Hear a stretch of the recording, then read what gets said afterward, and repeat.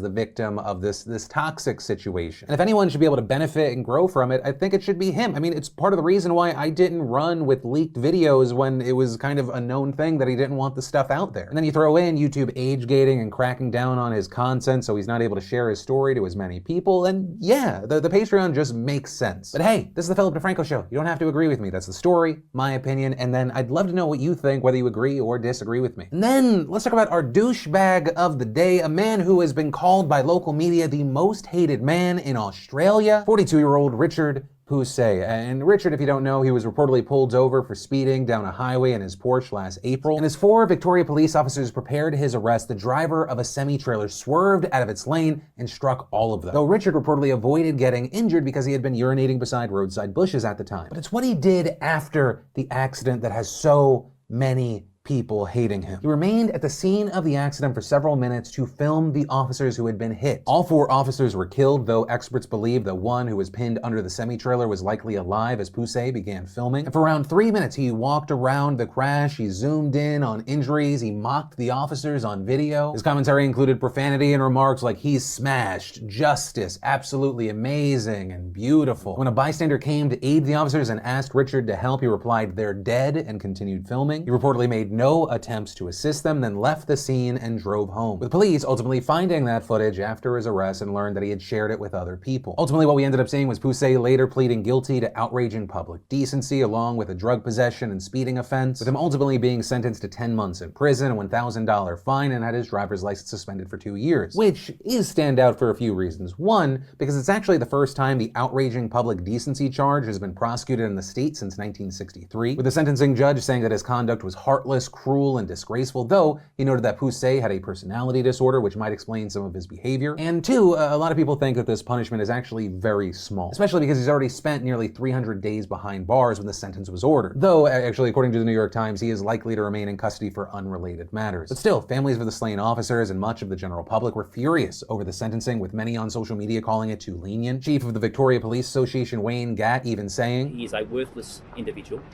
that lacks any human trait. Each and every one of us will face our mortality one day.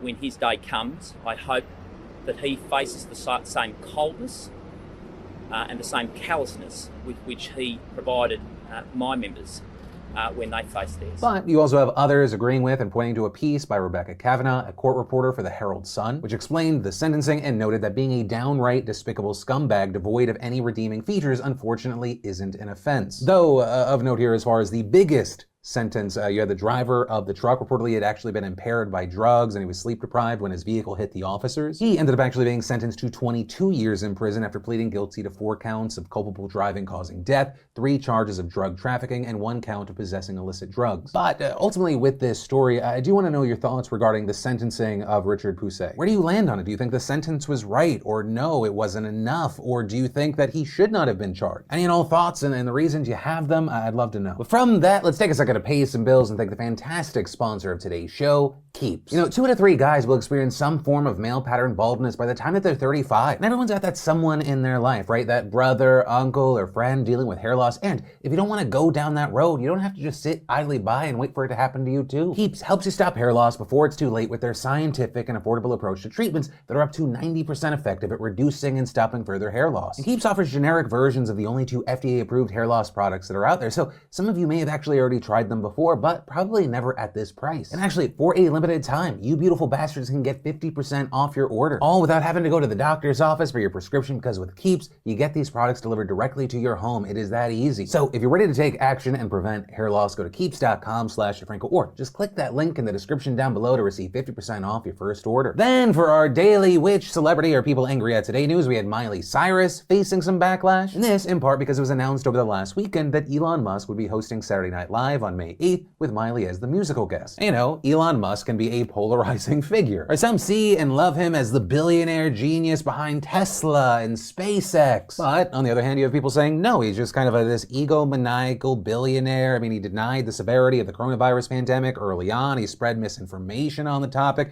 He prematurely opened Tesla factories amid lockdown. He called that Thailand diver that was helping, those kids trapped in a cave, a pedophile, among other things, right? Some people just going, why are you giving a random billionaire access to hosting SNL, right? And this is just just a quick scrub through Twitter, there's many issues. And even on a casual scrub, you can find some cast members kind of giving subtle criticisms. People like A.D. Bryant, who shared a tweet from Bernie Sanders on Instagram about how the 50 wealthiest Americans own more wealth than the bottom half of the country, as well as Bowen Yang responding to Elon's kind of weird tweet saying that he was going to find out just how live SNL really is. With Bowen writing, what the fuck does this even mean? But then with this, we saw kind of the outrage and anger get retargeted towards Miley Cyrus. And there's in part there because she engaged with Elon on Twitter, kind of talking about this wrecking ball parody. The people who don't like Elon Musk seeing this as kind of Miley Cyrus co-signing him as a person, with tweets like, Miley, please, you don't have to pretend to like him. Miley, don't associate. And it's been really interesting to watch because, I mean, this is probably the most backlash that SNL has got for a host since probably Trump. But what also comes with that is that this is probably the most that someone has talked about an upcoming SNL host in a long time. It really wouldn't surprise me if this was probably the most viewed episode of SNL this season, with people kind of just tuning in to see what the hell this is even gonna be. And hey, I guess we're gonna see in a little over a week. Then, what's the weirdest way I could introduce this story?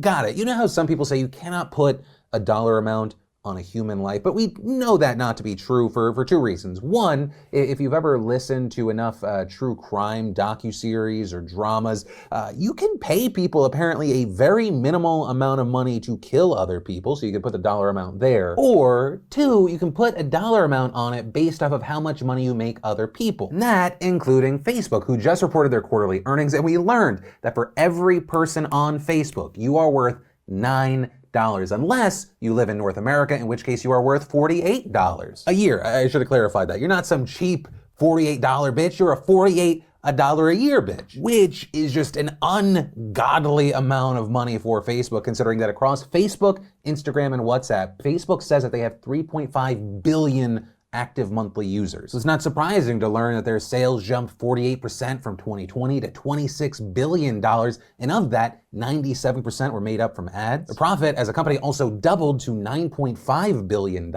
But funny enough, Facebook looks like child's play when you compare them to Google, who brought in $55 billion in sales, right? More than double Facebook's, with Google's profit more than doubling at $18 billion. And notably here, YouTube was a massive winner for Google, with their sales jumping 49% to $6 billion. Right, just for comparison's sake, YouTube's quarterly sales alone is 85% of Netflix's quarterly total. So yeah, also, because I introduced this story in such a weird, depressing way, I feel like I should end on a happy note, or actually, maybe happy is not the right word, maybe helpful. Well, I could not put a dollar amount on your life right now. Every single day we make choices that kind of show the world how much we value ourselves, what we do with our time, the people we keep around us, and probably a third thing as well. This is why my videos have jump cuts, because not everything comes to me in the moment. You know, the love that we have in our life that we allow ourselves to receive, that is one of the biggest indicators of how much we value ourselves. And if you're not surrounding yourself with people that lift you up, that's you subconsciously telling yourself, I'm not worth that much. Was that helpful? I don't know. Anyway, moving on. Then, we should definitely mention that the US Food and Drug Administration announced this morning that it has begun the process of trying to ban menthol cigarettes as well as flavored cigars, with the agency's acting commissioner Janet Woodcock saying, with these actions, the FDA will help significantly reduce youth initiation, increase the chances of smoking cessation among current smokers, and address health disparities experienced by communities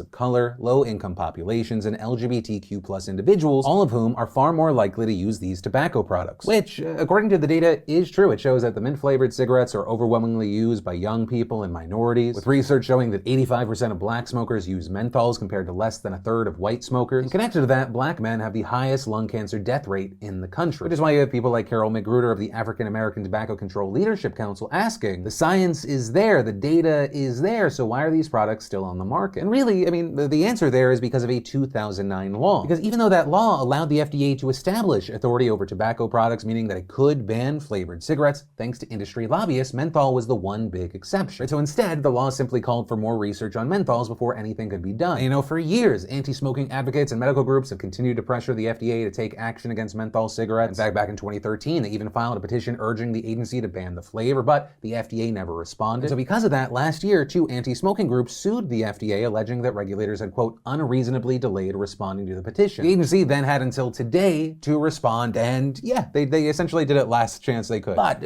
still, do not expect this ban to actually happen overnight. For one, multiple FDA officials have attempted to move forward with a ban on menthol cigarettes several times since 2009, but each time they have faced steep pushback from big tobacco, Congress, and even competing political interests in both the Obama and Trump administrations. Right now, we're also seeing the American Civil Liberties Union pushing back, saying that it's concerned that this ban could foster an underground market that could disproportionately harm people